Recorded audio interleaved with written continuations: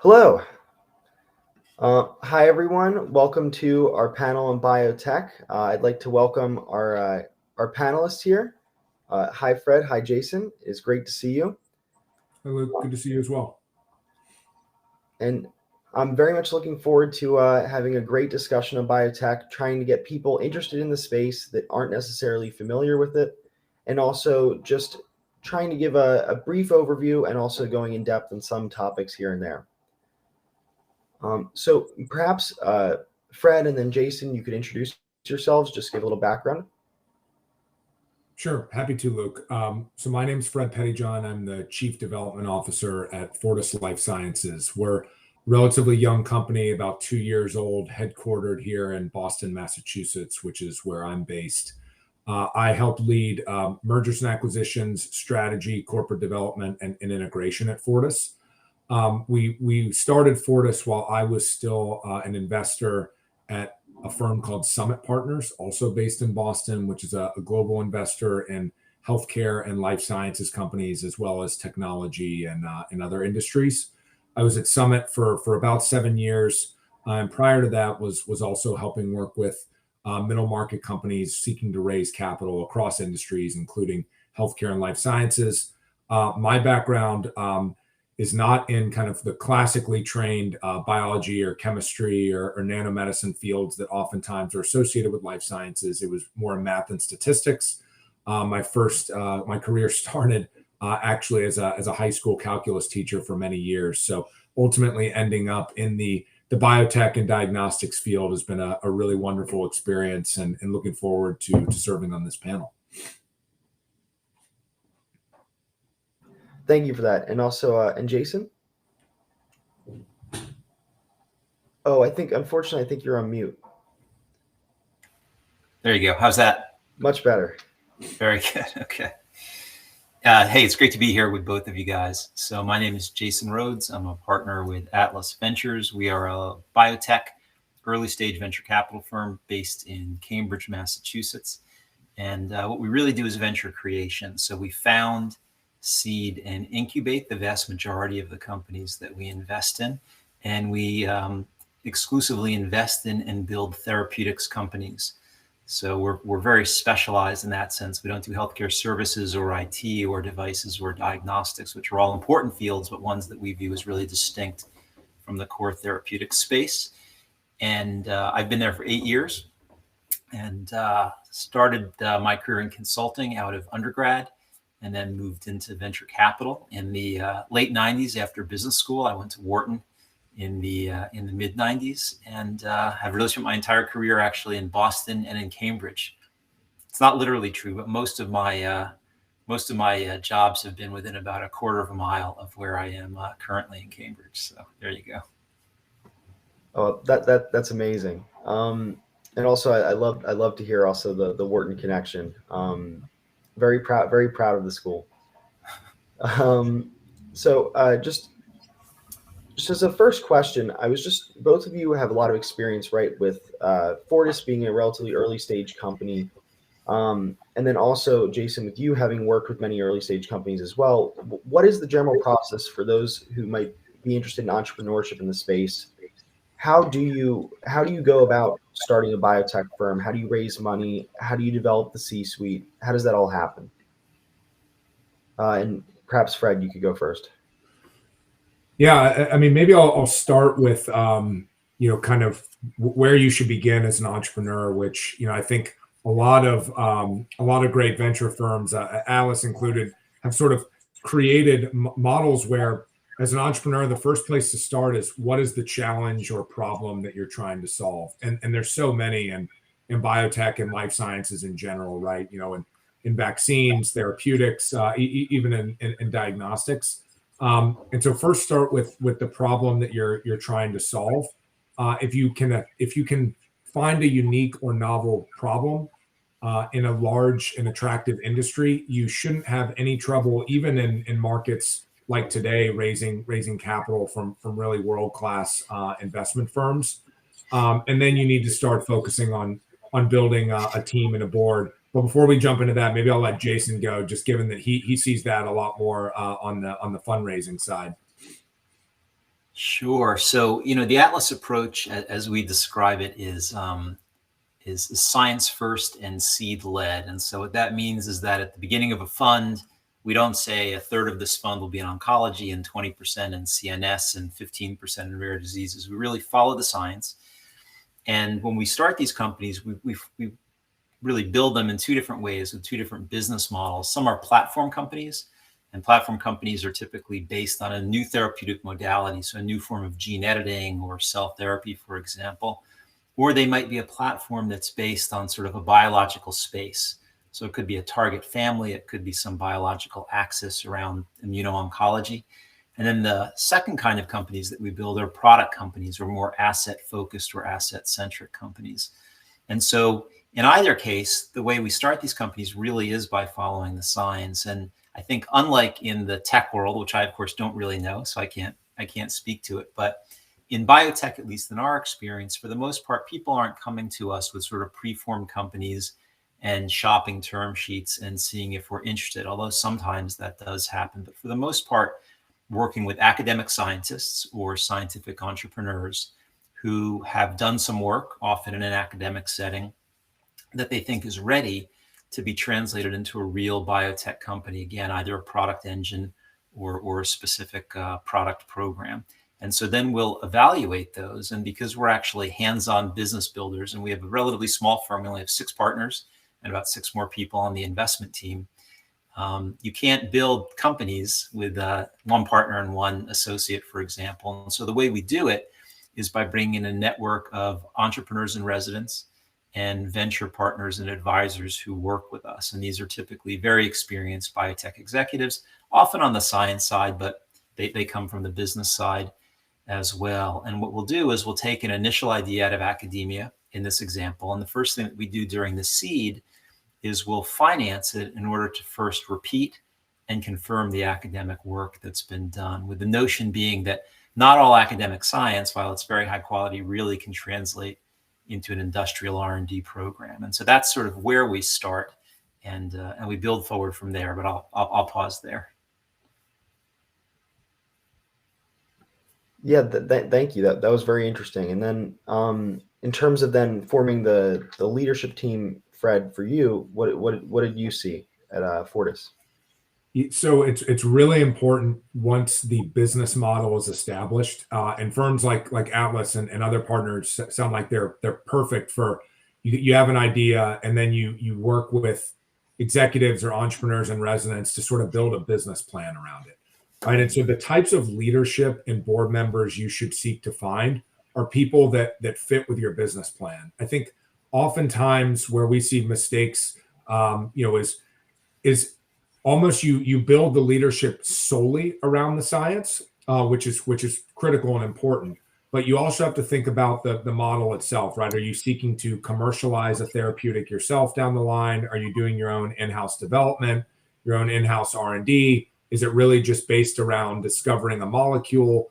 And so thinking about the business model that you're forming should lead you to the types of team members that you want to ultimately add. So one of the things that we look to support people with when we're having conversations, and we did the same at Summit, is, for instance, if you're going to seek to manufacture your ultimate product, you need to make sure you have leadership that has experience in process development, scaling manufacturing. If you're seeking to commercialize it down the line, you need to make sure you have experience there. And that's also at the board level. And in some instances, those are conversations that may not really happen 5-10 years down the line until the science and the breakthrough is really further developed and confirmed. But just thinking about that up front, when you surround yourself with a team, don't just focus on one aspect of the business. Make sure that you can coordinate all of the key components of the business model when you're looking to scale over time. It's so interesting to hear this, just because I think right, with biotech, it seems that the process of forming a biotech firm is quite different, right, than other firms, it seems. Obviously with research, right, and different components that need to happen before you actually have a product as well. So what is the general process? A lot of people aren't aware, I know, and you both have different ends of the industry, right? With therapeutics being more research approach, and then With Fortis, right, a lot more like reagents and things of this nature. So what exactly is the process of how do you monetize this? Jason, you want to go, or you want me to Sure. I'll jump in first. So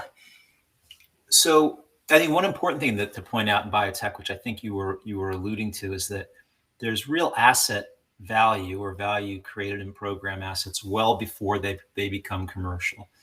If you couldn't sort of realize value before you actually commercialized a product, it would probably be impossible to finance these companies, because it can take years to actually go from sort of initial kind of concept all the way through R&D, regulatory development, and then to approval and commercialization. But these assets do have real value along the way, and the industry is mature enough and has been around for long enough that the kind of attrition rates by stage, by therapeutic modality, by therapeutic area, are all very well known. And one of the very unusual things about the biopharma space, it may be unique, but maybe not literally so, we'll see, is that products go off patent. And while intellectual property is, critical to lots of other technology intensive spaces, I think what's referred to as the loss of exclusivity that occurs when a drug that you could otherwise continue to sell becomes generic, and anyone, so to speak, although it often requires specific, obviously technical and scientific skills, but anyone can come in and sell that product. And so at some point, there's a patent expiration, you have loss of exclusivity, and a drug that was selling billions of dollars a year, like Lipitor, which was Pfizer's cholesterol lowering drug, the sales can collapse from billions to hundreds of millions, not because the volume has collapsed, but because the price has collapsed. And so the large established commercial players in the biopharma space have this kind of unique and very difficult problem, which is they're trying to grow their businesses, but you have this generic erosion that's constantly occurring at the end. That's a really good thing for society, right? Because the deal with patents, and this, so I won't repeat it, but the essence of it is you put your recipes out there, you teach people how to do what you're going to do, and then you have a period of exclusivity, but then your exclusivity lapses, and anyone else can read those recipes, or instructions, which essentially are what patents are, and create your products. And so there's something like $3 trillion of branded product sales in the biopharma space that have gone off patent. And again, those drugs are continuing to be used. They're just being used at a remarkably low cost, in many cases, kind of pennies a day.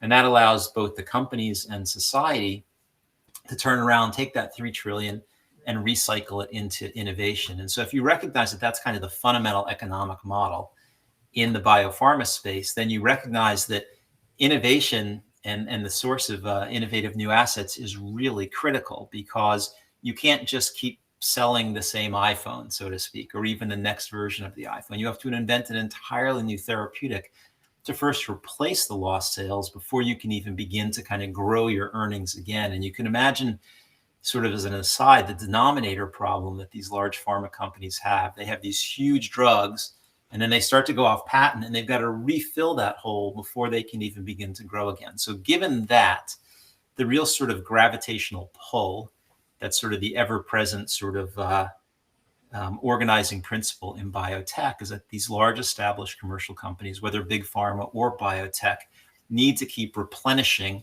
their pipelines. And so they're able to model what the value of a product, program, asset is at any stage, from earliest discovery all the way through clinical development towards approval.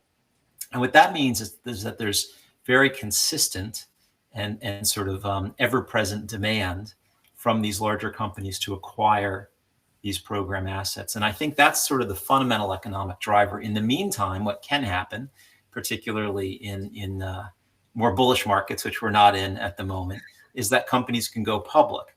And for the same reason, the public markets can value pre-commercial assets. Those valuations can be very volatile. And so both the access to capital and the cost of capital for biotech companies can vary tremendously. And so part of the kind of underlying logic of the Atlas approach of pursuing both platform companies, which are more likely to go public than to be acquired, and product-specific companies, is that you can have exits in all kinds of environments. So obviously, Atlas had quite a few IPOs during the bull market in kind of 20 and 21. We actually have had 2 this year as well. We could talk about how that happened in this setting. And then in parallel, we have M&A events that occur during both bull markets and bear markets.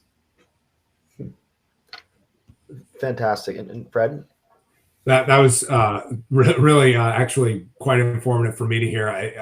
I think, Jason, you said something earlier that was really consistent with how kind of I try and dumb it down, not having more of the biology or chemistry background. Is typically 3 different business models in biotech. Typically, somebody is trying to develop IP or a molecule, something that's patent protected.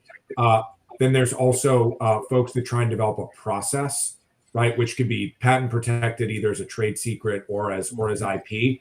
And then the third will be a product. And then there's companies like platform businesses that Jason referred to that may be sort of a combination.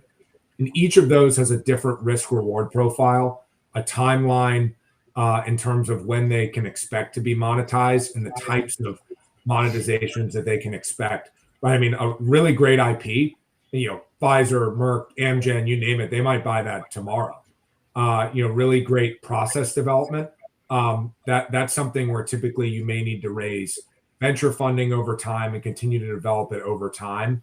And then a product similar to the first is one where you could seek to find a commercial partner, you could seek to go public, or you could seek to sell immediately.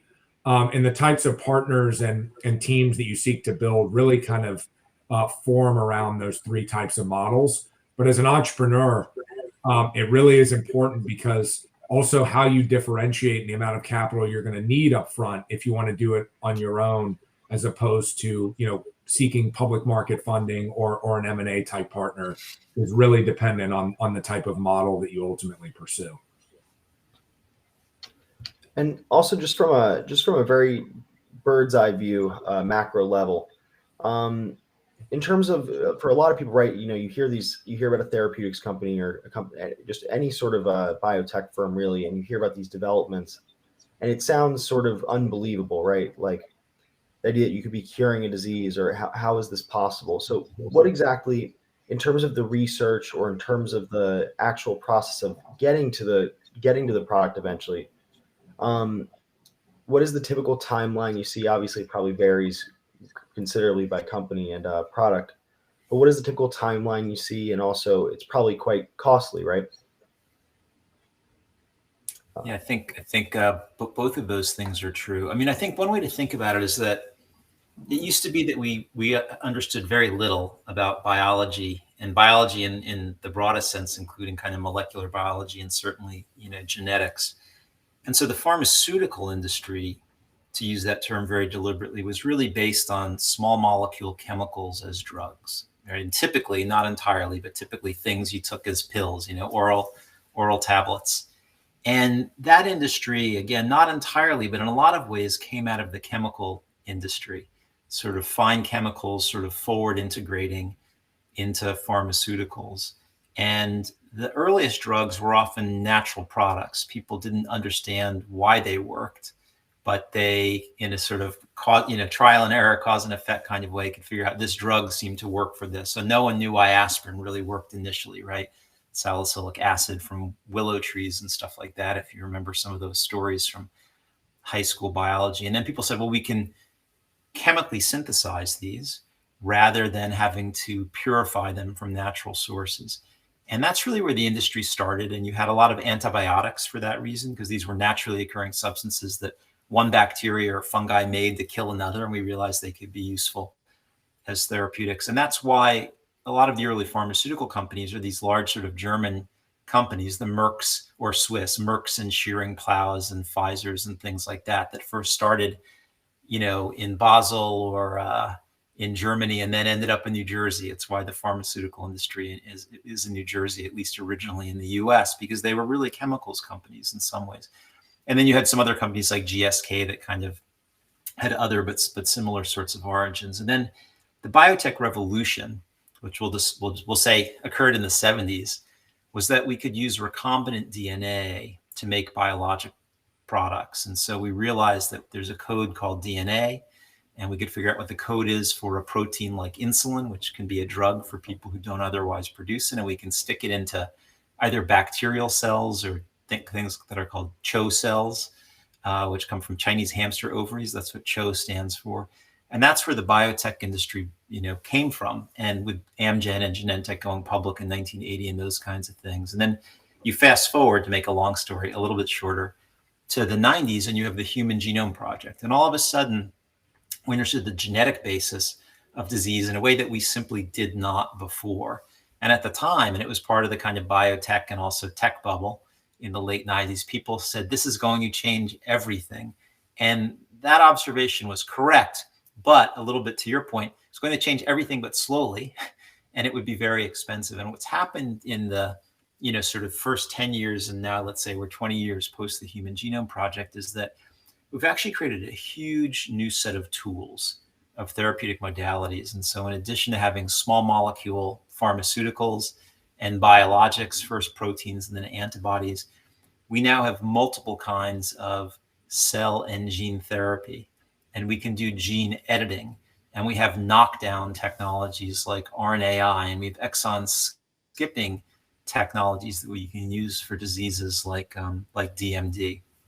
And so with that very long preamble, the notion is that when we now look at a particular therapeutic opportunity, we get a biological insight into a specific disease and patient population, we can kind of turn to this toolkit of all of these new modalities and say, what's the best way to pursue this? Whereas before we were extremely limited. And I would say that some of the time and cost, although not all of it, in pharma development came from really having inadequate tools to pursue these new therapeutics. But now we have a huge set of choices. And in many cases, rather than having to invent a new modality platform, a new kind of antibody to pursue a given drug, just to use an example, we can look at all the different antibody types that exist, and we can simply take one off the shelf. And so the translatability of sort of scientific observations into real product programs is extraordinarily high. It's much higher than it was even 5 years ago. It's way higher than it was 10 years ago. And it continues to kind of accelerate and build. And so in that sense, biopharma is becoming more like applied engineering, to overstate it a little bit, as opposed to kind of black box biology, which it had been. And so that represents a fundamental shift in the industry.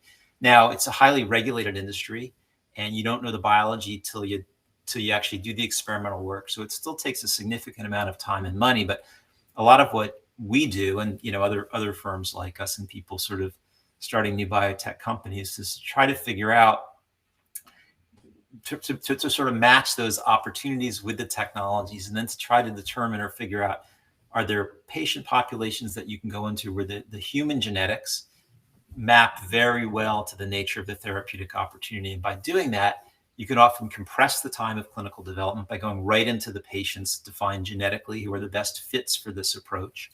And you increase the likelihood of success by doing that. And you also can create, if it works, a much more robust and complete data set that you can bring to regulators. So with all of that said, the general notion that biotech is kind of expensive and slow is certainly true, but it's much faster, much more deterministic, and much more like applied development today than it was even 5 years ago, and certainly 10 years ago. And so in that sense, I think we're actually quite early still into the biotech era.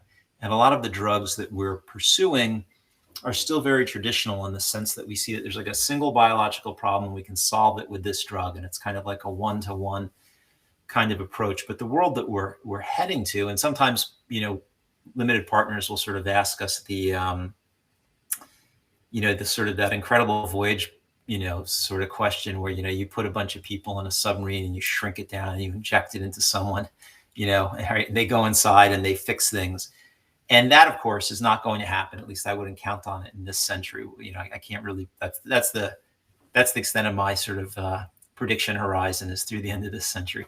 But what I think we will do, which is an analogy of sort, is more and more create kind of molecular engines that are multifunctional, that can sense the biological environment that they're in and do their therapeutic thing when and where it's needed, and then turn off otherwise. And so in that sense, we're very, very early, but in a very positive way, into the kind of biotech product story. Go ahead, Fred. I was going to say, yeah, what Jason is saying is why I think this is such an exciting field, right? For decades, what has been the kind of the key economic driver of biotech is sort of the duration of the cash flows, and how long it takes to create something that is, profitable and revenue generating, right? Oftentimes it was 10 plus years between, concept to commercialization. And what's happening now is there's a toolbox of services, off the shelf products, and this whole ecosystem of players where companies like Fortis or Thermo Fisher and others come into play, where it's, hey, how do you truncate that cash flow timeline and duration? How do you speed up the time to go from concept to reality? And what that does ultimately is it makes those companies more valuable clinically more quickly, but then also leads to kind of quicker decisions on success and failure, right? So you can tell relatively quickly nowadays in the first couple of years, if you will, what might have taken just to build the initial tool to find the antibody. Well, now you can buy a recombinant antibody from one of 100 different sources, kind of utilize your chemistry or biology or whatever the technical scientific field is that you're pursuing to determine, okay, is this going to work on the platform or application that I'm pursuing? And I think that's what's so exciting these days. And with the mRNA vaccine, it's kind of at its core, what we sort of process from concept to from the sequence to ultimately having a viable vaccine that took 5 to 10 years sometimes is now able to be done relatively quickly. And there's a whole ecosystem of services and digital technology that aren't even really scientific necessarily in nature, bioinformatics. They're sort of built on other types of technologies that are supporting the biotech industry to make it much more applicable, much more quickly. And so I think Andreessen Horowitz came out with the famous line, was it software is eating the world, 10 years ago. Mark Andreessen came out with that line. And now recently, Andreessen is saying, biology is eating the world, right? 60% of things that are manufactured in a traditional, kind of process, it could be any sort of manufacturing process, can now be done using some sort of biological process where it's, cleaner, more cost efficient, more environmentally friendly. So I think the biotech field in general, for all of those watching, is one that's particularly exciting, given these scientific, but also other developments that are supporting overall the scientific breakthroughs that are happening really, really rapidly nowadays. I also think it's very interesting too, the point you made of how the speed in which you find out, is this viable, does this work, is shortening, because right, that's one thing that's just so interesting about this industry, where it's you can put all this effort in, time and money, and then it doesn't work, right? And it just seems like such an interesting industry for that reason, because it's so unusual. But just switching gears in a sense, Jason, you had mentioned discussing potential mergers and acquisitions, and also I know Fred, I also know Fortis has dealt with many has dealt with acquisitions as well recently. Could you please just share some of your experiences in this area? Sure. Hey, maybe I'll pick up on your failure rate question just for a sec. Go and ahead. Then I'll come back to M&A.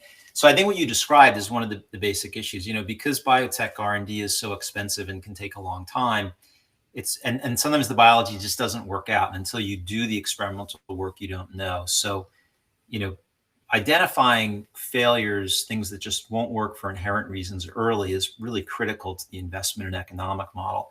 And it's the essence of the seed approach that we follow, which I didn't really describe. So maybe I'll just briefly elaborate on it. And so the notion is just to use round numbers because it'll be easier for me given my math skills.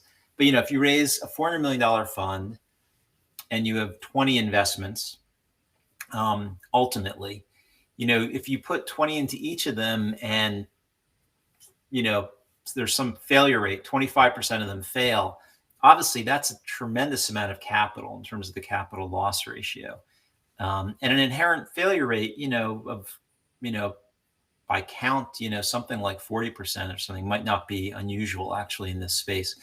So with the seed approach, what we do is we put in as much money as is needed initially, as I was describing earlier, to repeat and confirm the academic work, and also to really understand how can it be applied, how would we extend it, what's the business model, what kind of people, to Fred's point, would you bring in, what kind of people would you bring in when.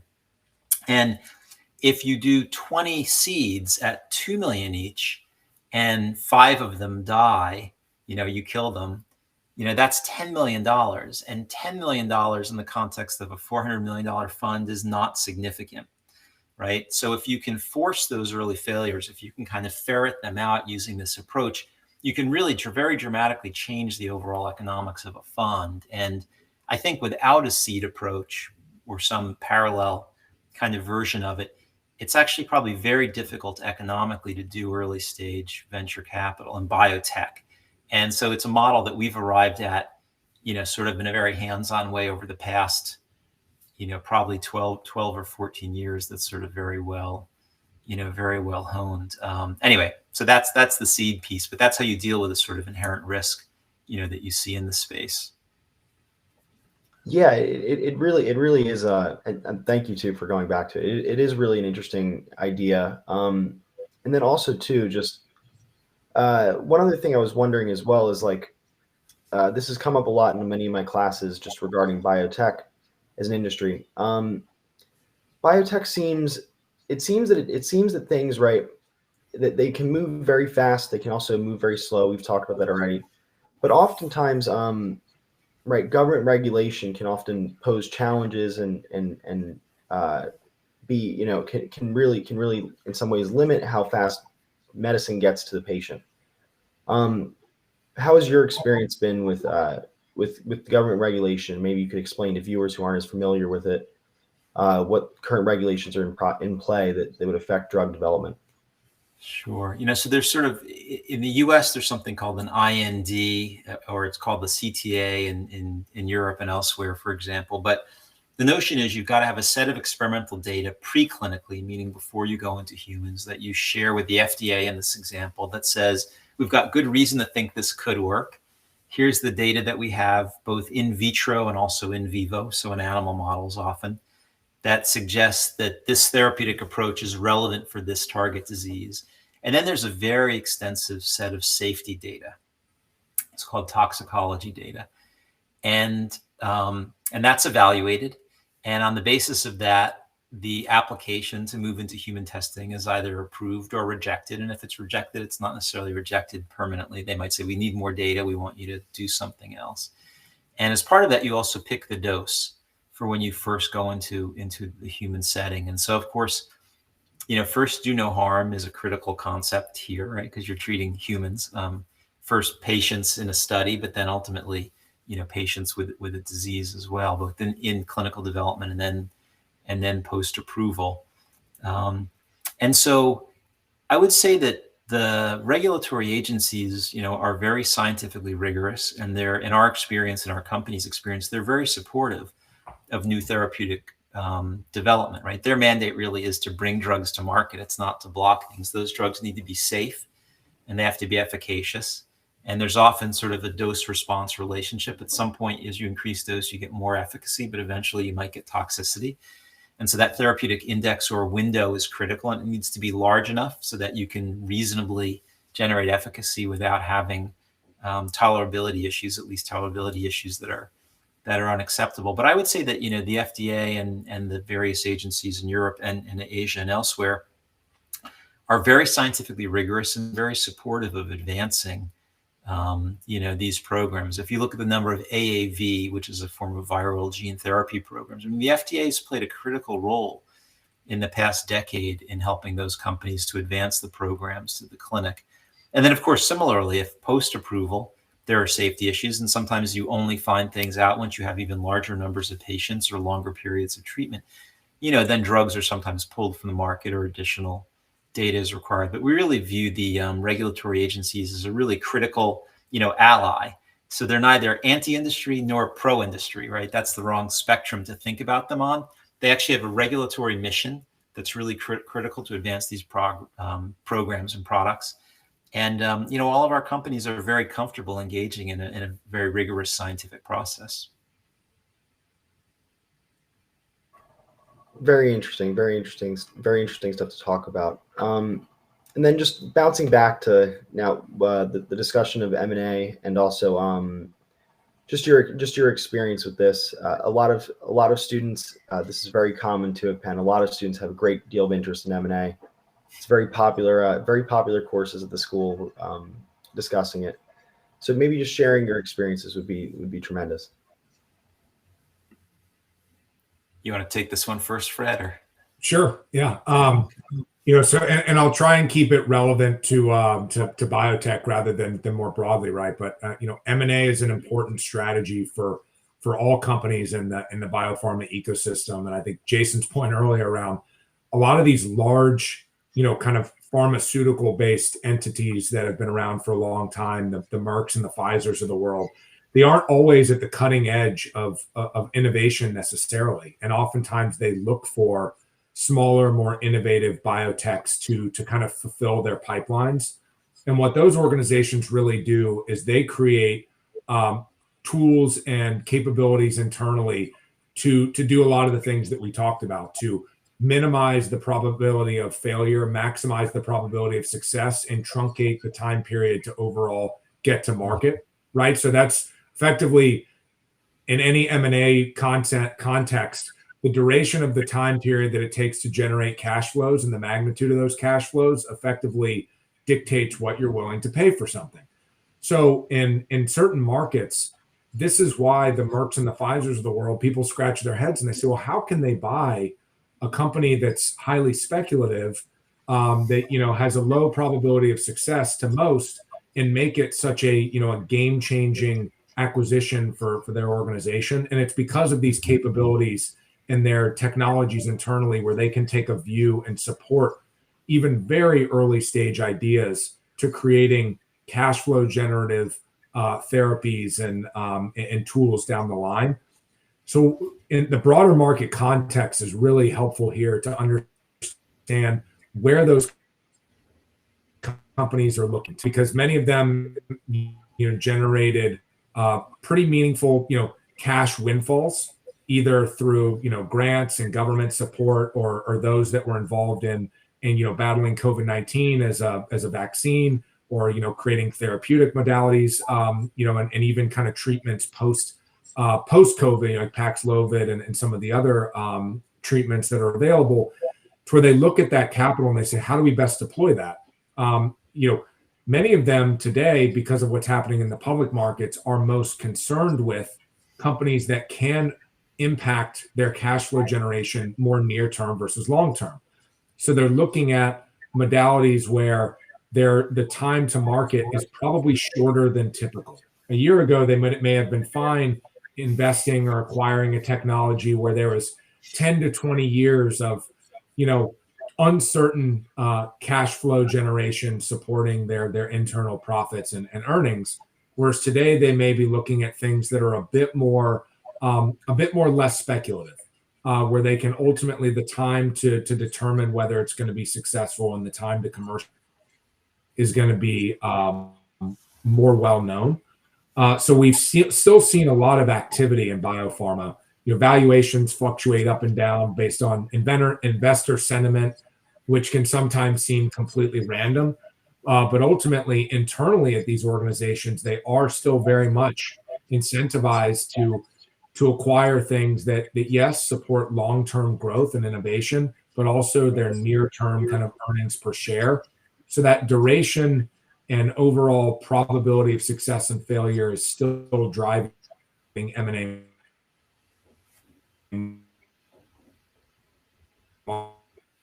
markets. And it really kind of comes down to ultimately how long is it going to take to derive kind of cash flows and what those magnitudes will be. Jason, I'd love to hear from you, particularly some of the areas of interest where you're seeing in your portfolio, and as an investor, I'd love to understand that.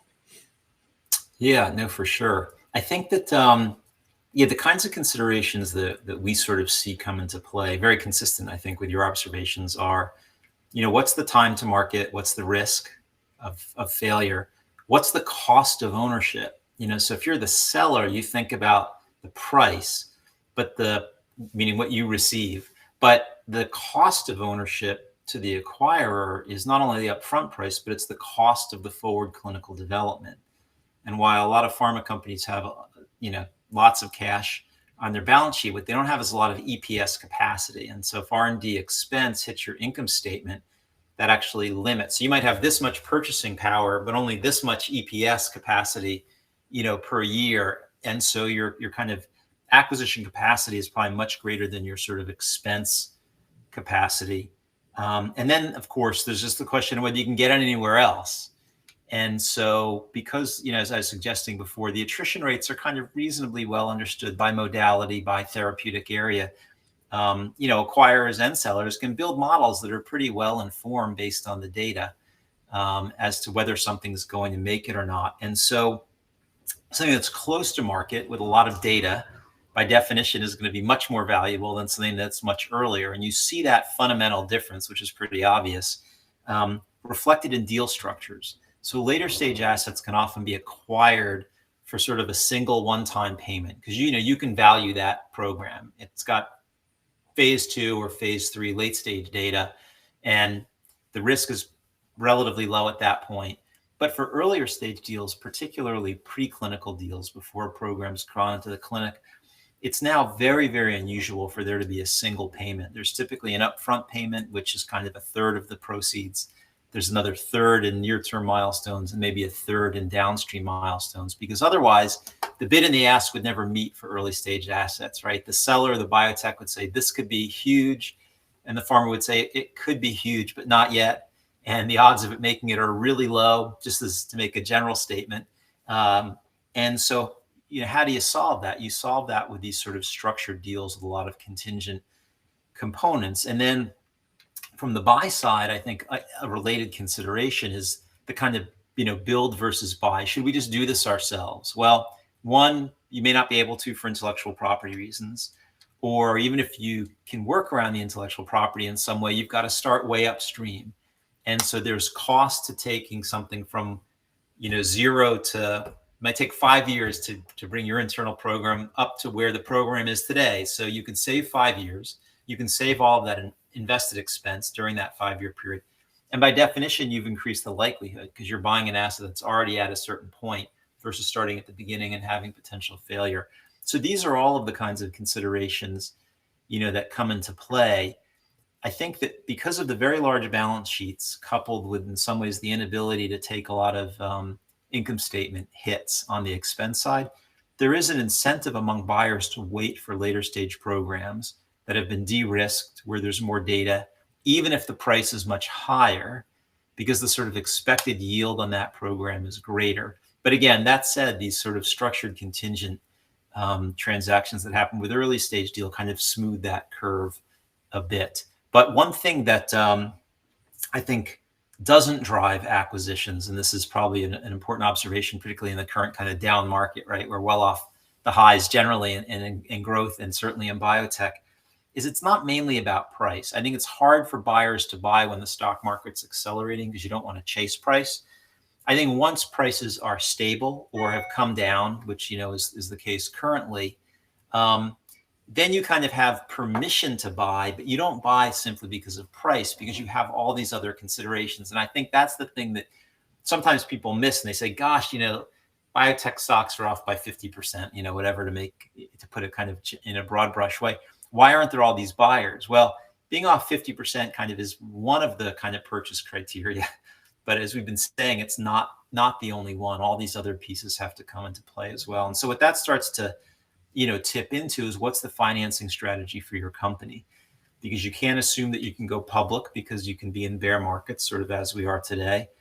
And you also can't assume that you'll be bought, because there are all sorts of other considerations that are outside of your control. We typically say companies are bought, not sold, which kind of reflects that dynamic. And so, the financing strategy, and for us, the syndicate construction, which other firms do we bring in, particularly for earlier stage companies, is critical, because you want to make sure that you can finance, through and beyond very unambiguous, objective kind of value creation events, regardless of what's going on in the broader capital markets. If you're relying on being able to go public, you may not be able to when you want to.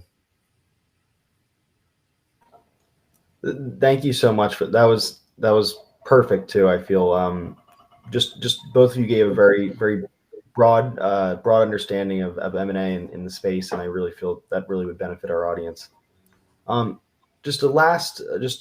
only have 5 minutes now left, but just as a last question to both of you, how do you see future directions going in biotech with the space? What's going to change potentially, and what should we expect as the consumer as well? I'd love to let Jason. We lost Fred for a sec. Hit on specific. Sorry, I'd love to let Jason on some of the innovations that are happening in cell and gene therapy and some of the areas where he's probably getting a lot of new businesses. I'll talk about two though.